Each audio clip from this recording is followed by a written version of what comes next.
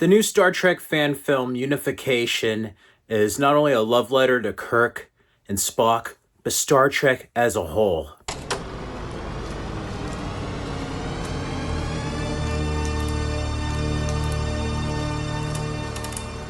The new fan film 765874 Unification from Otoy Octane Render Network is amazing. It's directed by Carlos Banya, if I'm pronouncing that right. It's been 30 years since Star Trek Generations, and Kirk passed away. William Shatner wrote a novel about his resurrection. There's hints of where his remains were at Daystrom Station in Star Trek Picard Season 3. Unification brings Kirk back to life. And it's amazing to see how far technology has come with de-aging or deep-faking. It's come a long way since Tron Legacy with Jeff Bridges. The previous shorts, 765874, Memory Wall, and Regeneration brought hints of this story of Kirk being brought back, Spock's reaction. And it's amazing how they recreated Leonard Nimoy's likeness. This film was executive produced by William Shatner and Leonard Nimoy's wife. There's so much love put into this project here. This is a must-see for any Star Trek fan. It unifies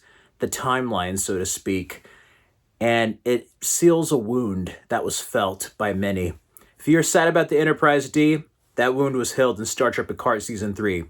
If you're sad about Kirk's exit, you're going to enjoy this. We also have Robin Curtis reprise her role as Saavik, and the hints of Spock and her having a child, Spock's son. And it's great to see this fully realized, being an idea on page but never quite making it on screen. We also get Gary Lockwood reprising his role as Gary Mitchell from the third episode, or should I say pilot, of Star Trek, the original series.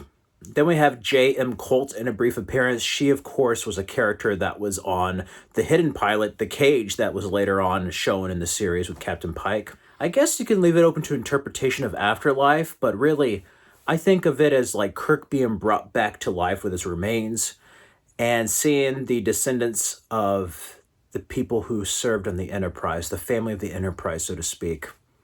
And we finally get to see a familiar character that's in the Kelvin timeline, Yor, this Beetlejuice type character who transports Kirk somewhere. And this is where it gets trippy because we also have Sam Witwer standing in for younger Kirk, like 1960s original series Kirk. And it just blows my mind with William Shatner's involvement and Sam Witwer's how they made Kirk look like he did 30 years ago and almost 60 years ago, It's crazy. We get to see that. Wrath of Khan Kirk. And it's just amazing, they did what they did with Mark Hamill in The Mandalorian as Luke Skywalker. And I love this because the majority of this short film does not have dialogue. So much is conveyed through emotions, through facial expressions, the eyes. Like, it's insane how much emotion and story is conveyed through expression, And that's how well done this is. Ultimately, to the unification, or should I say reunion, between Kirk and Spock. It's a bittersweet moment and a fitting end for not only Spock in the Kelvin timeline, but Kirk getting to reunite with Spock before the end. I was just moved. Thank you to the whole cast and crew for making this. And the score was done by Michael Giacchino, who of course scored the Kelvin timeline films and the recent Batman. I wish there was this much passion put onto Star Trek on film and TV.